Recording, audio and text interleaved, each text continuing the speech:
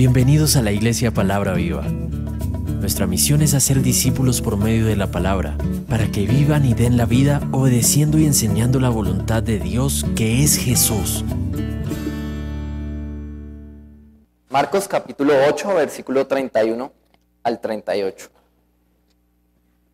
Y vamos a leer en el nombre del Padre, del Hijo y del Espíritu Santo.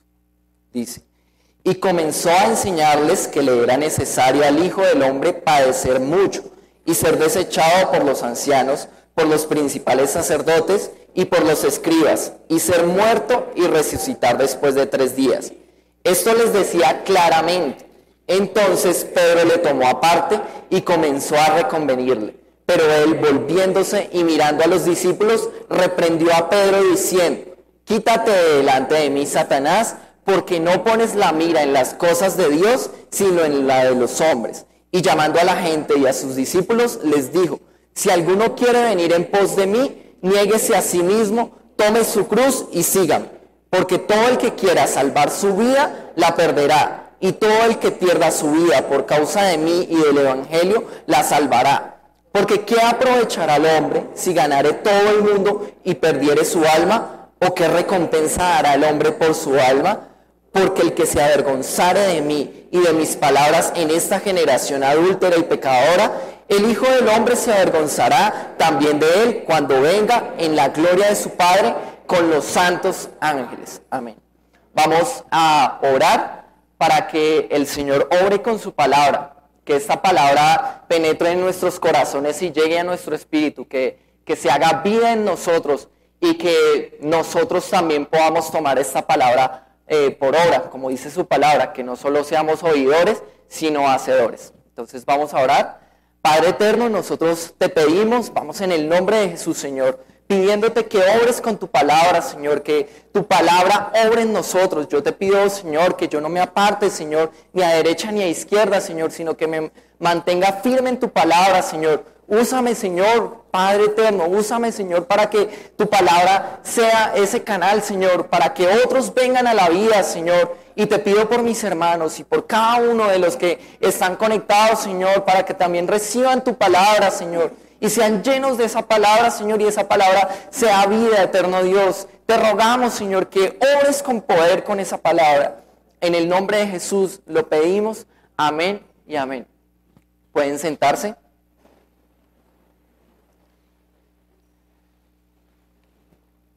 Bueno, si nosotros saliéramos hoy a preguntarle a cualquier persona cuál es su preocupación, qué es lo que a usted le afana, pues creo que escucharíamos muchas respuestas, ¿verdad? Escucharíamos, no, a mí me afana mi familia, mi vida es mi familia y mi preocupación es mi familia. Y mucha gente pues se esfuerza por su familia. Y no quiere decir que eso esté mal. Otra gente dirá, no, mi esfuerzo es mi trabajo. O sea, mi trabajo es mi vida, yo entrego mi vida a mi trabajo. Otra gente entrega su vida por los demás. Y entonces dice, no, mi preocupación realmente es servirle a los otros. Y entonces vemos personas, grandes personas que sirven a los demás y dan sus recursos a los otros. Pero no sé si usted puede ver, ahí el título de la prédica se llama Ponga la mira en Dios. Y hoy vamos a ver de qué se trata esto de poner la mira en Dios. Y estábamos leyendo en Marcos capítulo 8 y veíamos que Jesús habla de un versículo y les está diciendo, ustedes no ponen la mira en Dios, sino en las cosas de los hombres. Entonces hoy vamos a ver qué es poner la mira en Dios y no en las cosas de los hombres. Y lo que nosotros vamos a aprender hoy acerca de Dios es que Dios pide. Entonces vamos a ir a Miqueas, capítulo 6, versículo 16. Miqueas, capítulo 6, versículo 16. Y mientras usted va, es curiosa la pregunta. Lo que nosotros deberíamos preguntarnos es, bueno, ¿qué es lo que pide Dios? Si Dios pide, pues ¿qué pide Dios? Entonces eso es como cuando de pronto a uno lo invitan a la fiesta del cumpleaños del jefe y usted tiene que llevar un regalo. Entonces, pues es difícil, ¿no? ¿Qué le va a dar usted a su jefe? Pues si su jefe se supone que es el que pues tiene un estatus más alto, muy seguramente tiene un sueldo mucho más alto. Entonces, pues uno se pone a pensar, bueno, ¿qué le puedo dar a mi jefe? ¿Una bufanda? No, pues eso se ve como muy poquito, ¿no? ¿Un par de medias? No, uno no sabe y uno empieza a buscar a ver qué puede darle a su jefe. Pues creo que así mismo nos pasa con Dios. ¿Qué podemos ofrecerle a Dios? ¿Qué necesita Dios de nosotros? Si Dios es el absoluto, Dios no necesita nada, Dios subsiste por sí mismo. Entonces, sería bueno preguntarnos, bueno, si Dios está pidiendo, pues ¿qué está pidiendo de nosotros? ¿Qué podemos ofrecerle nosotros a Dios? Y aquí en el capítulo de Miqueas, Dios les está hablando acerca de eso. Vamos a leer Miqueas capítulo 6, desde el versículo 6. Dice, ¿con qué me presentaré ante Jehová y adoraré al Dios Altísimo? Entonces, aquí el profeta está hablando y se está haciendo una pregunta, bueno, ¿cómo puedo yo presentarme ante Dios? ¿Cómo puedo yo presentarle adoración a Dios? Y entonces se sigue haciendo la pregunta, ¿me presentaré ante Él con holocaustos, con becerros de un año? ¿Se agradará Jehová de millares de carneros o de 10,000 arroyos de aceite? ¿Daré mi primogénito por mi rebelión, el fruto de mis entrañas por el pecado de mi alma? Entonces aquí hay varias frases que me parecen muy interesantes y es que el profeta primero dice, ¿será que me voy a presentar a Dios con holocaustos? Y era la costumbre, ¿no? Está en la ley que ellos se presentaran delante de Dios con holocaustos, con sacrificios, con becerros de un año, sin mancha, puros. Y entonces el profeta se está preguntando, bueno, ¿será que esto sí es realmente lo que le agrada a Dios? Y después dice, ¿o será que si yo matara millones y millones de carneros, Dios se va a agradar? Y va aún más allá. Y si yo diera la vida de mi primogénito, ustedes saben, yo creo que para los papás no hay nada más valioso que sus hijos. Y pues más su hijo primogénito, su primer hijo. Y entonces, ¿quién de nosotros vendría hoy acá y sacrificaría a su hijo y se lo entregaría a Dios? Pues sería difícil. Bueno, yo no tengo hijos, entonces no puedo decir. Pero sería muy complicado venir y entregar su hijo a Dios. Y él le está diciendo, ¿será que aún yo entregando mi hijo voy a librar mi alma del pecado?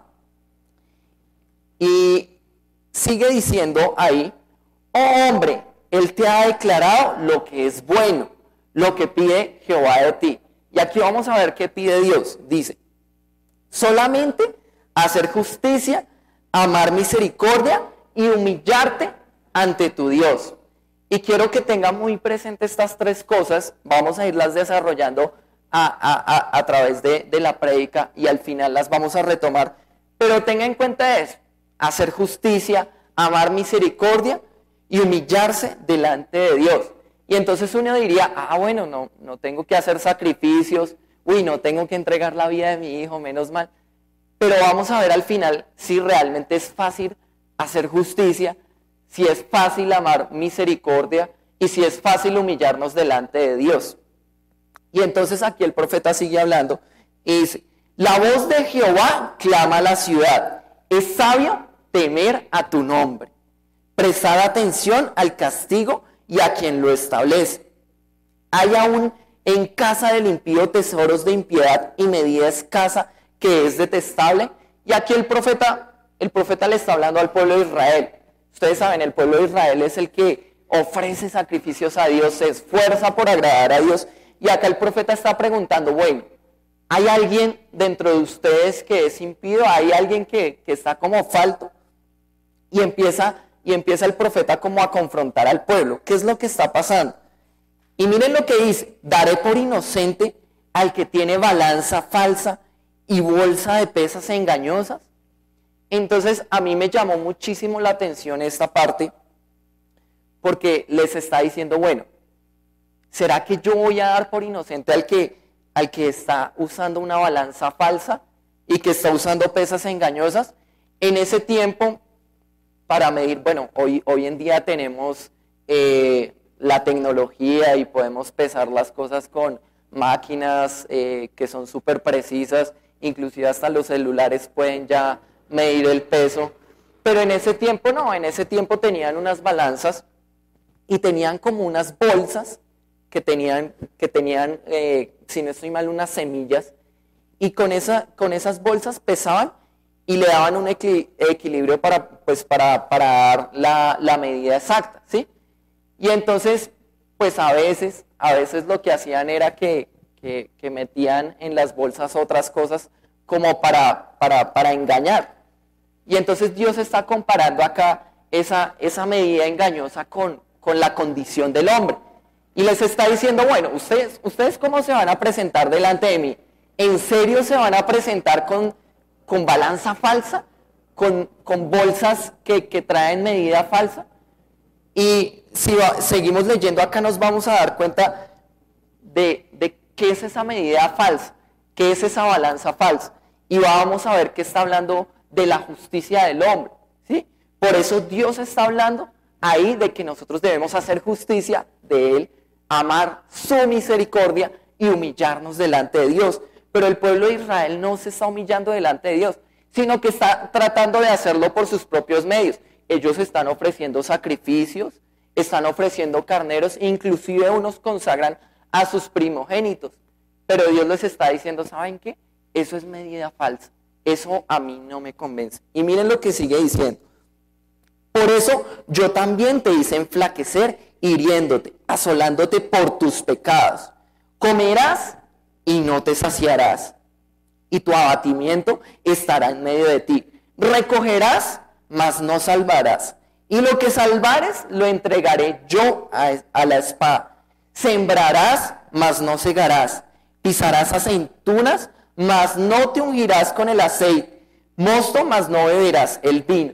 Y miren lo que las connotaciones que está usando acá el profeta. Está hablando de que usted va a tratar de salvar y no va a poder. Está hablando de que estas personas estaban tratando como de sembrar y no daba fruto. Dice, ustedes van a pisar las aceitunas. En ese tiempo se usaba eso para que las aceitunas produjeran aceite, y no van a ser ungidos por aceite. Y les está diciendo, y van a hacer el mosto, que es el jugo de la uva, pero ustedes no van a tomar el vino. Y esto también quiero que lo tengamos presente, porque está hablando algo de nuestra vida de fe. Y en varias prédicas anteriores hemos escuchado acerca de estos símbolos, de qué significa esto de sembrar, de qué significa el aceite y de qué significa el vino. Vamos a seguir. Porque los mandamientos de Omri se han guardado, y toda obra de la casa de Acab. Ah, claro, es que el problema de estos personajes es que pretendían servir a Dios, pero estaban sirviendo a los hombres. Entonces Dios les dice, no, un momento, ustedes realmente lo que están siguiendo es el consejo de los hombres. Y si ustedes leen la historia de estos hombres, de Omri, de Acab, se van a dar cuenta de quiénes son esta clase de hombres. Y en los consejos de ellos anduvisteis, para que yo te pusiese en asolamiento, y tus moradores para burla. Llevaréis, por tanto, el oprobio de mi pueblo. Y aquí estamos viendo este ejemplo de lo que Dios está pidiendo al hombre, y de lo que el hombre pretende darle a Dios, pero que a Dios no le convence. Y vamos a ver otro ejemplo acerca de esto.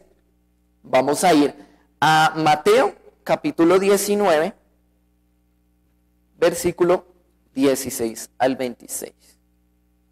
Y vamos a ver la historia de un joven, y de un joven rico, y de un joven bueno. Vamos a ver qué está diciendo. Dice, entonces vino uno y le dijo, maestro bueno, ¿qué bien haré para tener la vida eterna?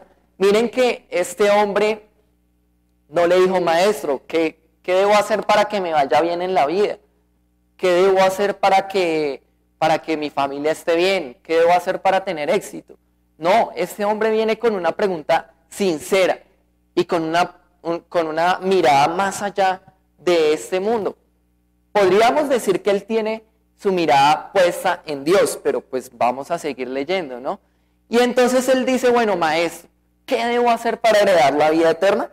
Y Jesús ahí de una lo frena y primero lo confronta y le dice, bueno, él le dijo, ¿por qué me llamas bueno? Ninguno hay bueno sino uno, Dios. Mas si quieres entrar en la vida, guarda los mandamientos.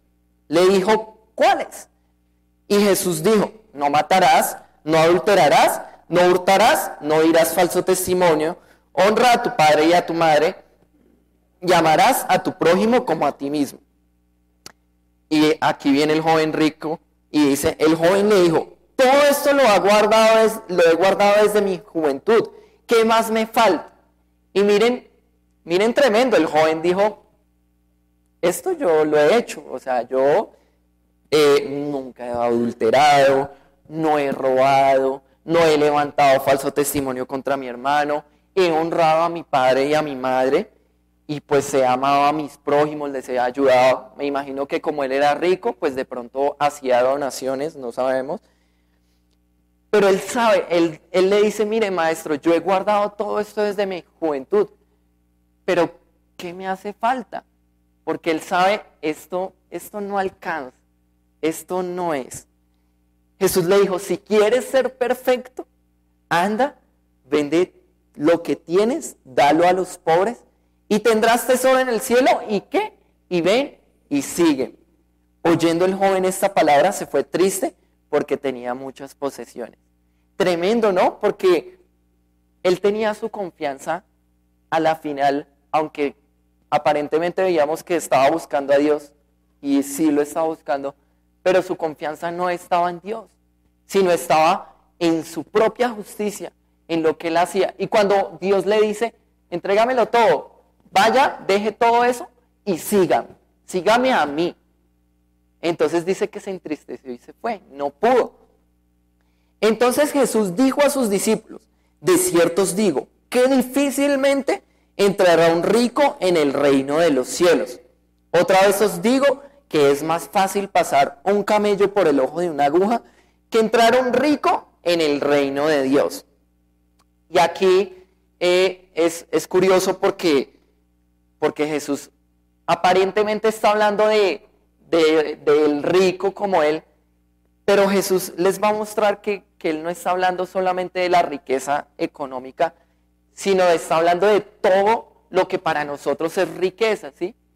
Y les está diciendo, miren, difícilmente un rico va a poder entrar en el reino de los cielos. Miremos un momento Apocalipsis capítulo 3, 15, no pierda Mateo. Y aquí Jesús les está hablando a la iglesia de la Odisea. Y vamos a ver qué les está diciendo. Y acuérdense del joven rico, cómo era el joven rico, y compárelo con esta iglesia. Apocalipsis 3:15 dice, yo conozco tus obras, que ni eres frío ni caliente.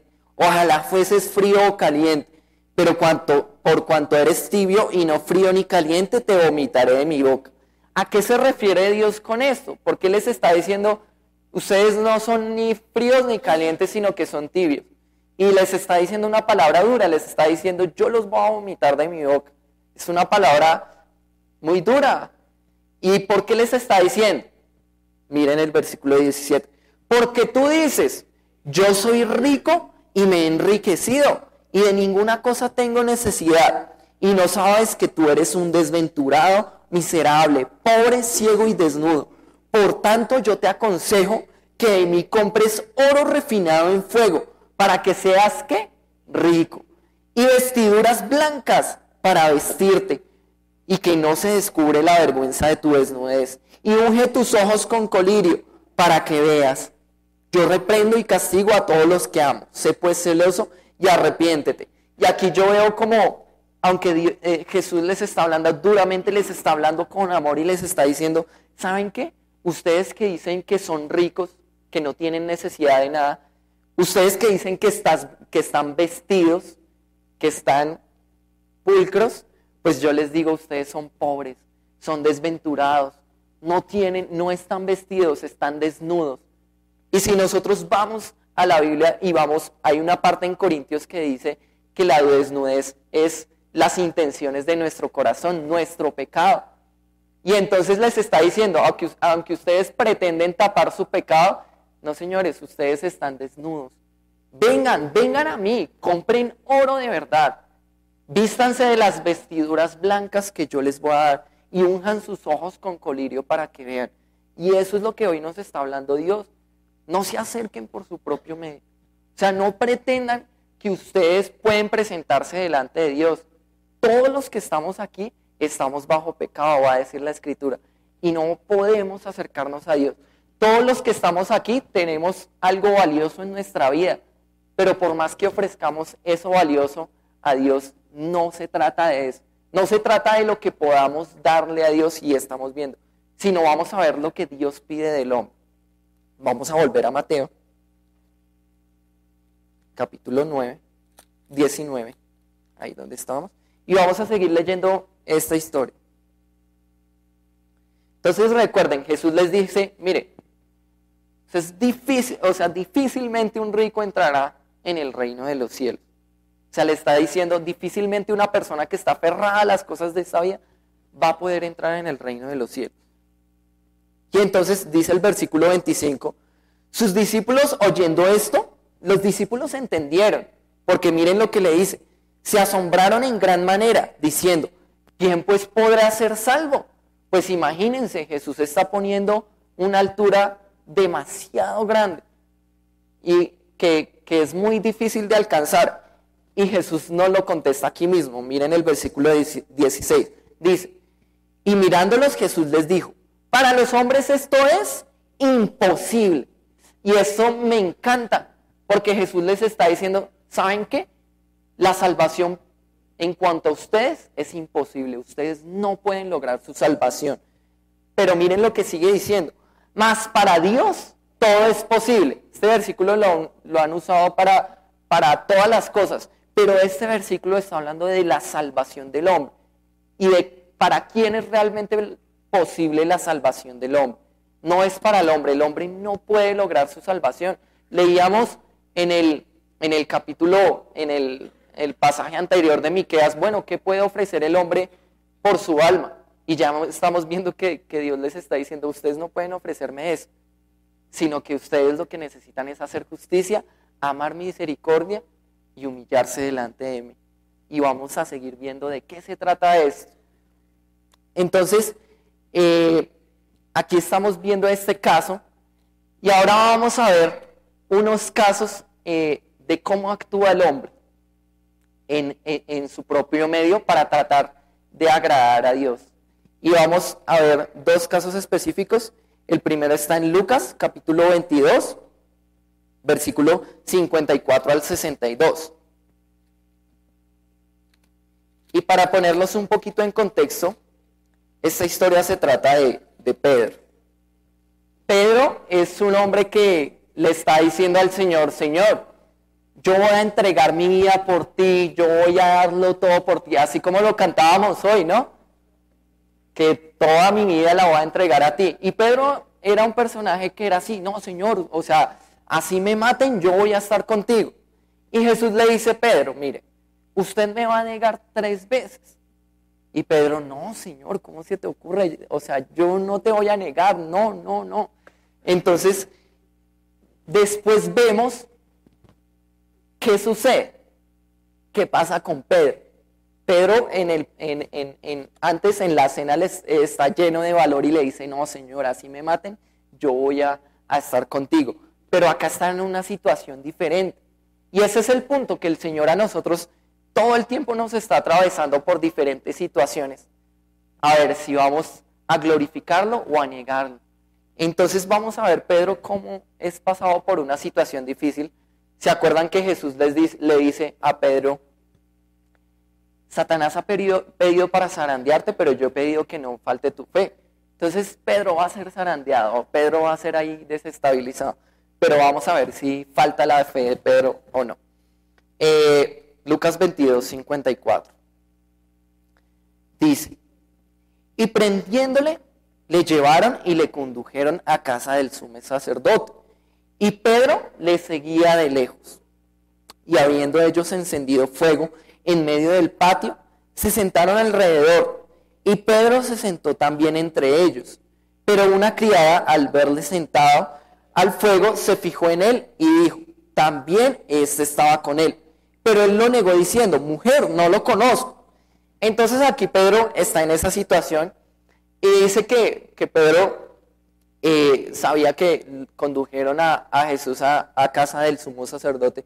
Y dice que Pedro como que lo seguía de lejos, como que lo miraba así.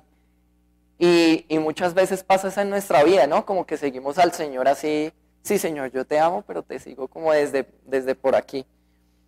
Y entonces, pum, vienen y lo acorralan y le dicen, uy, usted cómo es de ellos. Y entonces, claro, cuando él ve esa situación, pues, ¿qué viene a la vida de Pedro? Dice que viene temor. Y entonces dice que él lo negó. Le dice, mujer, no lo conozco. O sea, no sé de qué me hablas. Y sigue la prueba, ¿no? Un poco después, viéndolo de otro, dijo, tú también eres de ellos. Y Pedro dijo, hombre, no lo soy. Y entonces, claro, Pedro empieza a ser más embargado por el medio y Pedro dice, no, que no, entiendan lo que no. Como una hora después, otro afirmaba diciendo, verdaderamente también este estaba con él porque es Galileo. Y Pedro dijo, hombre, no sé lo que dices. Y enseguida, mientras él todavía hablaba, el gallo cantó. Aquí Lucas no menciona, pero en Mateo menciona que Pedro empezó a decir groserías, empezó a blasfemar y a decir, no, yo no conozco a ese tal, y empezó a decir groserías para que se dieran cuenta, uy, no, si este no es de ellos, ¿no? Y entonces dice que cuando él niega al Señor, cuando él enseguida niega, dice que instantáneamente cantó el gallo. ¿Y por qué escogí esta porción? Mire lo que dice el versículo siguiente que me impacta muchísimo. Dice, entonces, vuelto el Señor, miró a Pedro y se acordó de la palabra que el Señor le había dicho, antes que el gallo cante me negarás 3 veces. Y saliendo Pedro afuera, lloró amargamente. Y a mí esta situación, me parece el momento más bonito de esta escena, porque es Pedro lleno de ira, yo niego al Señor, y suena el gallo y como que en un momento le pasa, yo creo que le pasó toda su vida ahí en un momento. Y dice que el Señor lo volteó a mirar y él lo miró y como que dice que se acordó de la palabra y dijo, tenías razón, o sea, se dio cuenta de que Jesús tenía razón. Pero lo que me impresiona es cómo esta escena muestra que Pedro al final voltea a mirar al Señor. Y el Señor lo ve. Y no sé cómo sería esa mirada, pero me imagino que sería como tan impactante que Pedro salió y lloró amargamente. Y yo me imagino que Pedro diría, no, ¿por qué hice esto? ¿Por qué lo negué? Pero lo que más me impresiona es eso, que Pedro al final ve al Señor. Ahora, ¿con qué lo vamos a comparar? Vamos a ver otra situación similar y es Judas. Y ese pasaje está en Mateo capítulo 27, versículo 3. Acá estamos viendo que Pedro al final se arrepiente, o sea, Pedro siente dolor en su corazón y va y llora amargamente. Y vemos que después cuando el Señor lo llama le dice, venga Pedro, usted me va a servir, tranquilo, no importa lo que pasó. Era para que usted entendiera que no puede en sus fuerzas, hermano, que usted necesita depender de mí. Usted no va a poder ceñirse solo, a usted lo van a ceñir. Y entonces le está diciendo, ahí le estaba diciendo, usted no puede poner su confianza en usted mismo. Ustedes no se imaginan el peso del pecado tan grande. Nosotros pretendemos poder cargar con el peso del pecado, pero el pecado es tan abrumante que nos va a consumir. Por eso no podemos poner nuestra confianza en nosotros mismos. Por eso Jesús le está diciendo a Pedro, usted no se puede ceñir solo, va a venir uno que lo va a ceñir. Estaba hablando del Espíritu Santo que iba a venir sobre él y lo iba a guiar. Y vamos a ver qué pasa con Judas. Mateo capítulo 27, versículo 3. Dice, entonces Judas, voy a hacerles una pregunta, ¿será que Judas se arrepintió? Vamos a ver. Entonces Judas, el que había entregado, viendo que era condenado, devolvió ¿qué? Arrepentido las 30 piezas de plata a los principales sacerdotes y a los ancianos. Entonces aquí Judas se da cuenta, él actuó mal, así como Pedro se dio cuenta de que había fallado delante del Señor.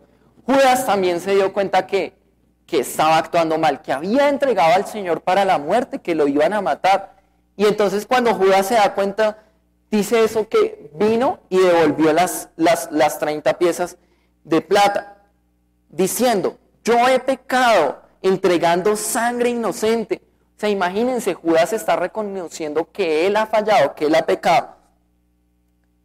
Mas ellos dijeron, ¿qué nos importa a nosotros? Allá tú. Y arrojando las piezas de plata en el templo, salió y fue y se ahorcó. Y aquí hay un problema grande. Aunque está mostrando un arrepentimiento de Judas, Judas no pudo poner su mirada en Dios. No pudo actuar según la justicia de Dios. ¿Será que Dios no había podido perdonar a Judas? Claro que sí, Dios es misericordioso, pero Judas no quiso y decidió seguir su camino. Y ayer hablábamos con una amiga, yo le preguntaba, ¿será que Judas está actuando según lo que corresponde a la ley? Y veíamos unos pasajes en Éxodo donde dice, ojo por ojo, diente por diente, herida por herida, vida por vida, muerte por muerte. Y Judas está diciendo, como yo entregué al Señor, pues ahora yo me voy a entregar. Pero Judas no entendió, esa no era la justicia que Dios estaba buscando. Judas no pudo poner la mirada en Dios y por eso miren lo que pasa con Judas. Hechos capítulo 1, versículo 16 en adelante. Dice, varones hermanos, era necesario que se cumpliese la escritura en que el Espíritu Santo habló antes por boca de David acerca de Judas, que fue guía de los que prendieron a Jesús. Y era contado con nosotros y tenía parte en este ministerio.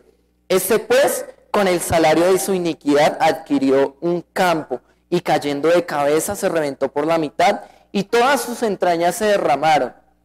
Y fue notorio a los habitantes de Jerusalén, de tal manera que aquel campo se llama en su propia lengua Aceldama, que quiere decir campo de sangre. Entonces tremendo toda esta conexión de que está hablando de que Judas quiso entregar su propia sangre y tenaz como termina Judas, ¿no? Y miren lo que sigue diciendo, porque está escrito en el libro de los Salmos, sea hecha desierta su habitación y no haya quien more en ella y tome otro su oficio. Es una palabra dura. O sea, le está diciendo, usted ya no va a tener parte. Su habitación va a ser hecha desolada y no va a haber quien more en ella. Y otro va a tomar su lugar. Y tremendo, ¿no? Y esto puede pasarnos a nosotros, mis hermanos. Por eso nosotros debemos poner nuestra mirada en Dios, ¿no? Por eso dice, ponga la mira en Dios.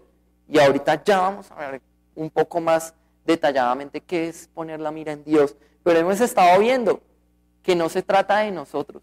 No se trata ni creyendo que somos los perfectos y podemos acercarnos delante de Dios, porque ni el joven rico no pudo, ni pretendiendo que en nuestras fuerzas vamos a lograrlo, como Pedro que dijo, no, yo no voy a negarlo, ni como Judas que dijo, yo soy muy malo y voy a entregarme. No se trata de nuestra justicia, estamos viendo por todos lados que no se trata del hombre, sino que la justicia viene de Dios. Y vamos a ver un caso antes de ir al pasaje principal, y está en Filipenses. Y vamos a ver el caso de un hombre que es, mejor dicho, o sea, recto, perfecto. Y vamos a ver de quién se trata. Filipenses capítulo 3, versículo 1 al 14. Y este libro de Filipenses lo escribe Pablo. Y Pablo no está en unas condiciones como tan buenas, ¿sí? No pretenda que Pablo está ya desde su oficina y le está diciendo a Timoteo, Timoteo, por favor escríbeme y tráeme una agüita, por favor. Sino que Pablo está en una situación complicadísima. Pablo está en la cárcel y Pablo ha sido, mejor dicho, ahí azotado, o sea, lo han ultrajado y todo. Y Pablo está, en cuanto a condiciones físicas, está mal. Inclusive, la única queja que presenta Pablo en este libro le dice a Timoteo, venga, tráigame una cobija, por favor, porque es que aquí hace mucho frío. Y si puede, venga y visíteme, no me deje solo. Ya, eso es todo. Pero el resto del libro está hablando del gozo del Señor, de la maravilla de servir al Señor. Entonces, tremendo cómo Pablo está en esa situación y está glorificando al Señor. Y entonces dice ahí el capítulo 3, dice, por lo demás, hermanos, gozaos en el Señor. A mí no me es molesto el escribirlos las mismas cosas y para vosotros es seguro. Yo me acuerdo de esto, de la iglesia, porque todos los domingos lo que nosotros estamos diciendo es que predicamos el evangelio desde aquí y que no podemos predicar otras cosas. Y Pablo les está diciendo, miren, tranquilos, a mí no me es molesto volverles a decir de qué se trata el evangelio. Venga, porque esto es seguro para ustedes. Y empieza a decirle una serie de cosas. Guardaos de los perros, guardaos de los malos obreros, guardaos de quienes, de los mutiladores del cuerpo. Y acá Pablo empieza con una advertencia, les dice, pilas, tengan cuidado porque hay unos que están viniendo y están mutilando el cuerpo de Cristo, que están dañando la iglesia, ¿sí?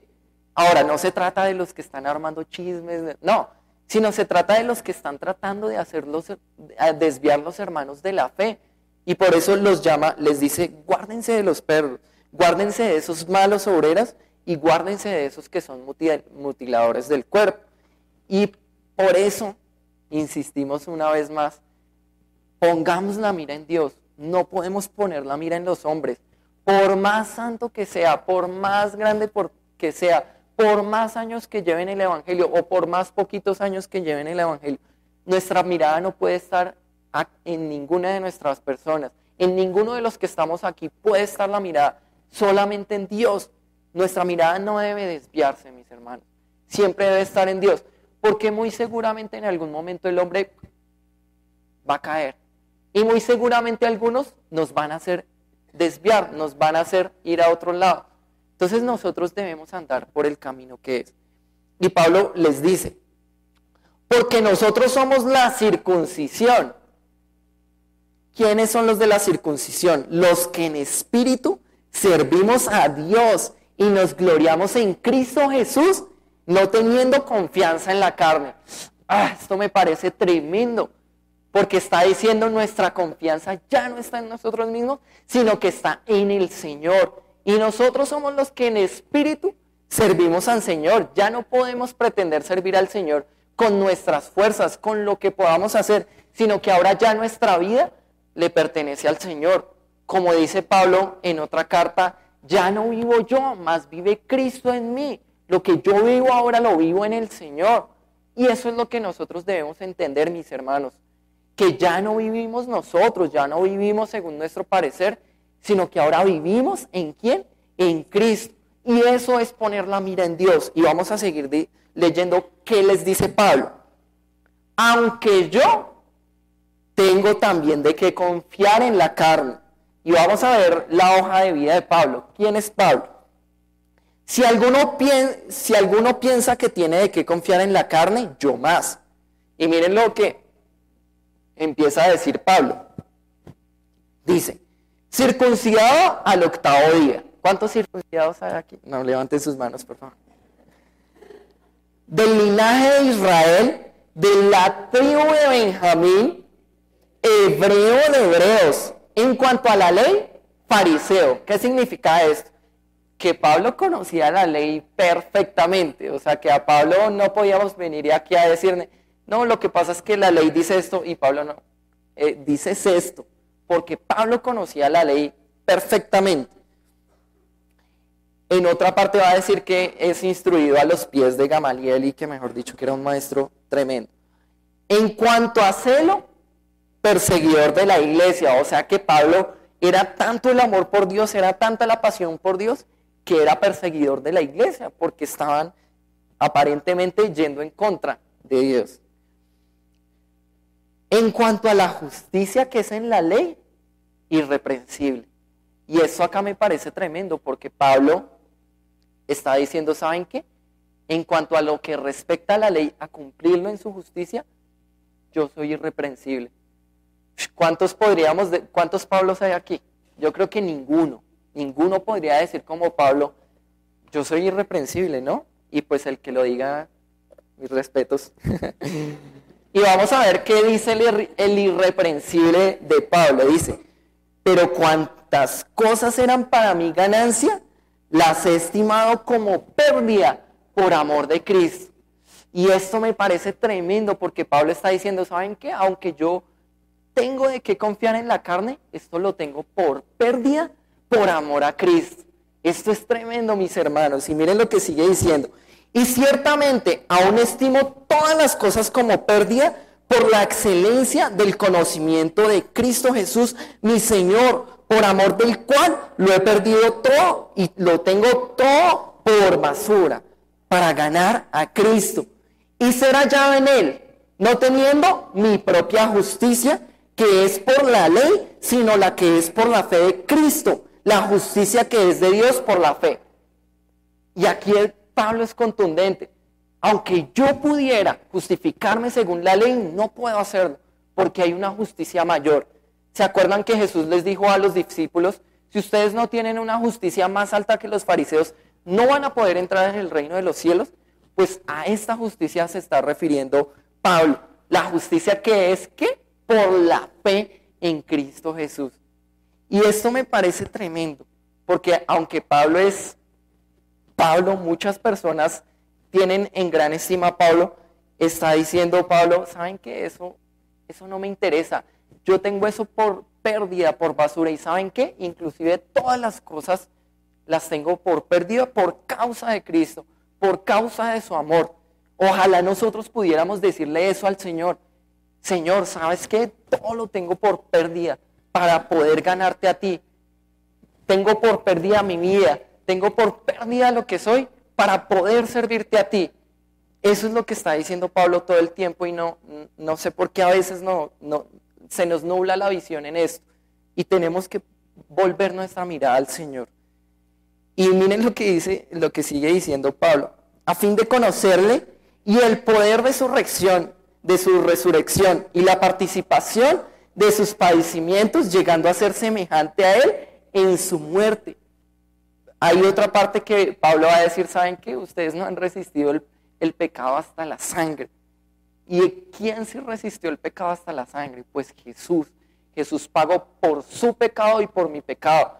Y es más, ni siquiera Jesús pagó por su pecado porque él no tenía pecado, sino que pagó por su sangre y por mi sangre. Y él dio su sangre para que nuestra sangre fuera limpia.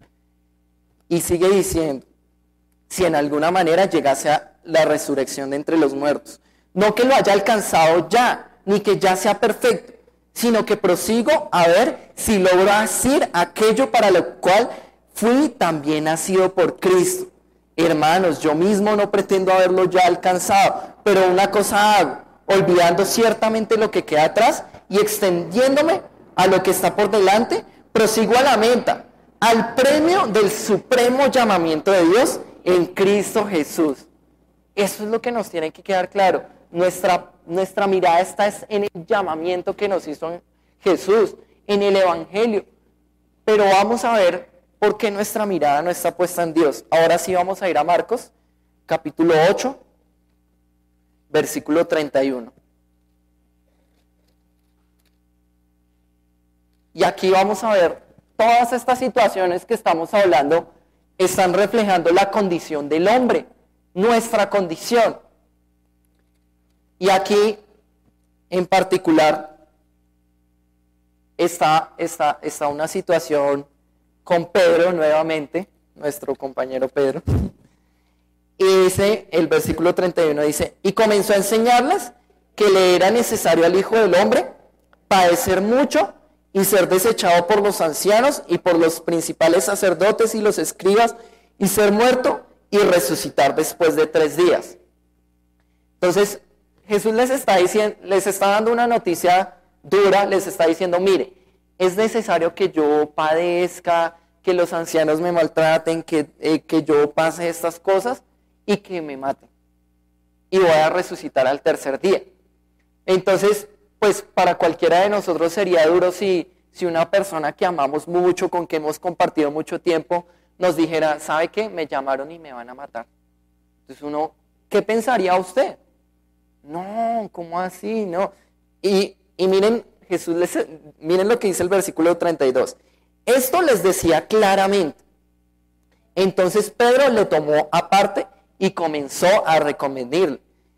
Entonces, en otro pasaje, en el pasaje paralelo, va a decir que Pedro lo llamó y le dijo, Señor, ten compasión de ti, que nada de esto te acontece.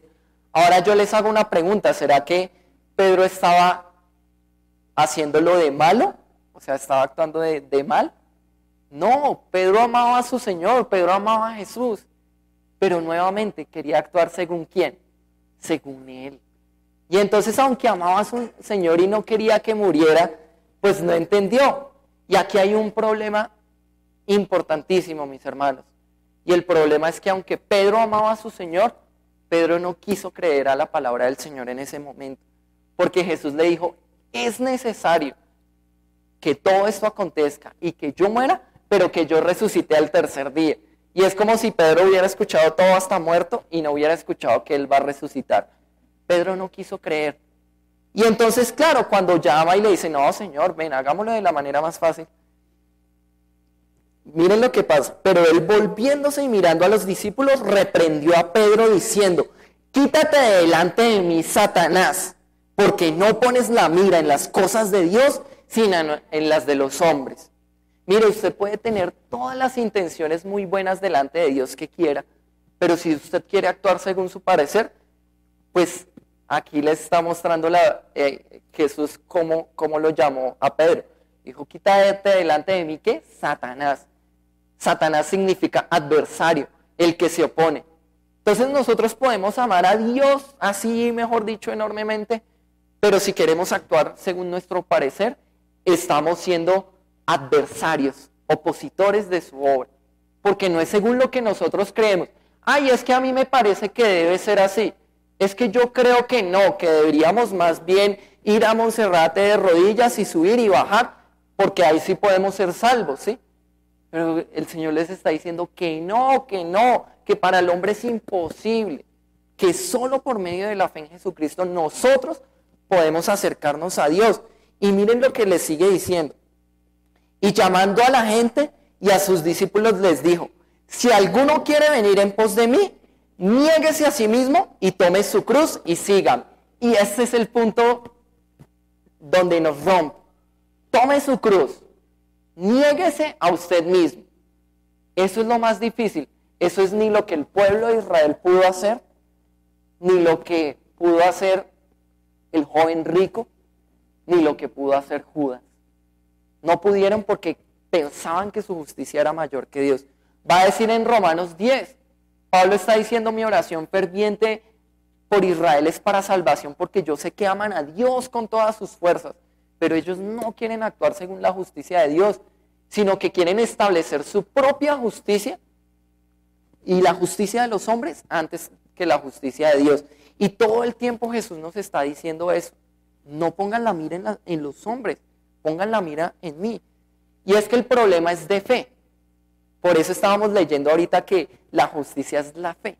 Y el problema es que nosotros no queremos creer que el Evangelio es poder de Dios para salvación a todo aquel que cree.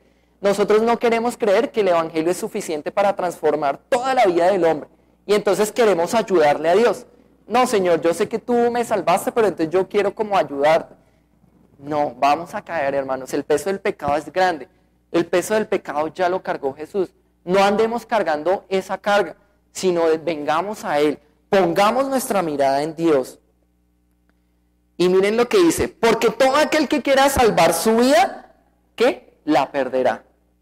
Todo aquel que quiera hacer su propio esfuerzo por salvar su vida, ¿qué va a pasar? Va a perderla. No es por nuestro esfuerzo. Pero ahora, ¿qué pasa?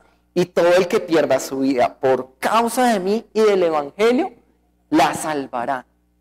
Y aquí es el punto, mis hermanos, que nosotros ya tenemos nuestra vida por pérdida para que nuestra vida sea rescatada por Él.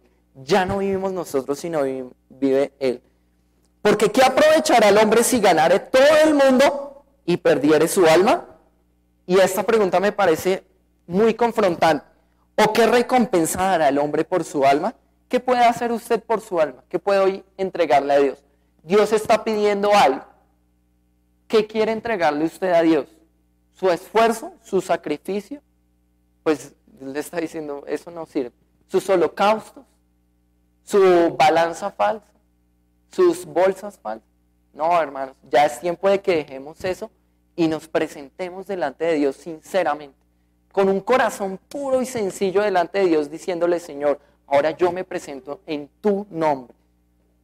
Porque el que se avergonzare de mí y de mis palabras en esta generación adúltera y pecadora, el Hijo del Hombre se avergonzará también de él, cuando venga en la gloria de su Padre con los santos ángeles.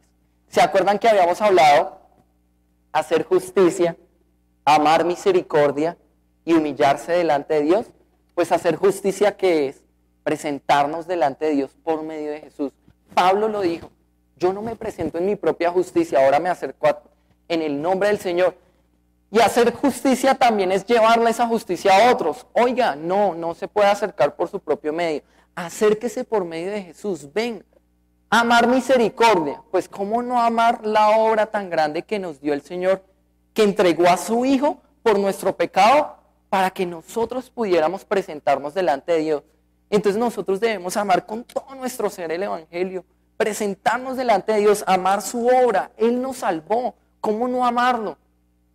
Y humillarse delante de Dios, que creo que es lo más difícil, reconocer, no, Señor, no es por mi propio medio, es por ti, Señor. Entonces yo los invito a que nos pongamos en pie y nos presentemos delante de Dios sinceramente. Yo sé que muchos de acá de pronto hemos pretendido acercarnos a Dios en otras formas, o hemos pretendido que somos de pronto muy pecadores para acercarnos a Dios, pero Dios les está diciendo, ¿saben qué? Despójense de eso y acérquense a mí.